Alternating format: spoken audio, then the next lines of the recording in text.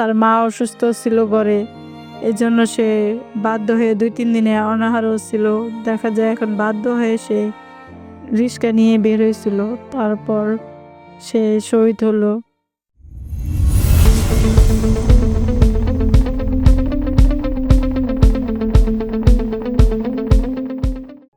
আসসালামু আলাইকুম।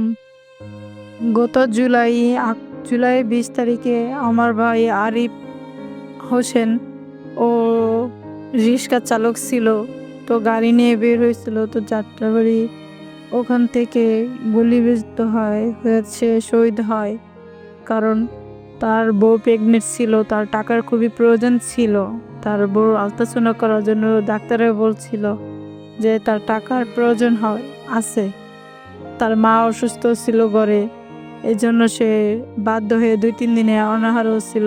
দেখা যায় এখন বাধ্য হয়ে সে রিক্সা নিয়ে বের হয়েছিল। তারপর সে শহীদ হলো। তারপর তার মাউতাল কবরস্থানে ওখানে দাফন দিল। ঢাকা মেডিকেল থেকে নিয়ে আসলাম।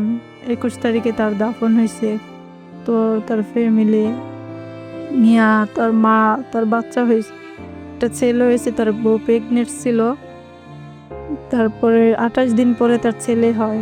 ওই ছেলেটা নিয়ে, তার মা অসুস্থ, তার স্ত্রীকে নিয়ে তাদের চলা খুবই কষ্টকর। তাদের চলার মতো কোনো নাই। এখন যদি সরকারের কাছে আমাদের আবেদন, তারা যদি এমন একটা কিছু করে দেয় যে তার বউ, ছেলের বউ আর ছেলে আর ওই বাচ্চাটাকে নিয়ে তারা একটু নুন ভাত খাইতে পারে, এরকমভাবে একটা যদি সাহায্যের মতন একটা কিছু কইরা দেয়, তাহলে তো এরা চলতে পারতো। এখন তো তার তো একটাই ছেলে ছিল, তার চলার মতো কোনো ওই জায়গা নাই। কেউ যে ২ টাকা আইনা দিব বা কাজ করব এরকম কেউই নাই চাকরি করার মতো। তার মা মানুষের দুয়ারে চাই আইনা তারা খায়। এখন তো তাদের চলার মতো কোনো গতি নেই।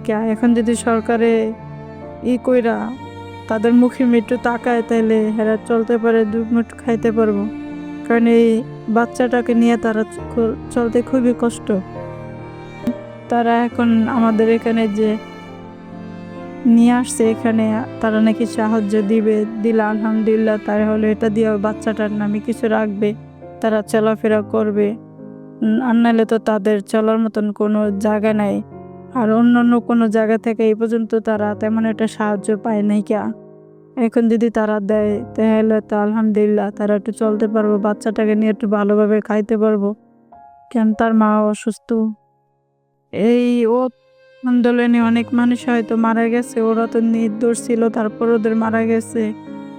এখন আমরা চাই যে যেই সরকারি আসুক বা যেই আসুক, যে এরকমভাবে নিরহ মার বুক খালি করছে, অনেকের সন্তান হারাইছে, অনেকে বাবা মা হারাইছে, যার কারণে এমন হয়েছে, তার এমনভাবে একটা শিক্ষা দেখ যাতে কখনো কোনো দিন এরকম জুলুমকারী জন্ম না হোক।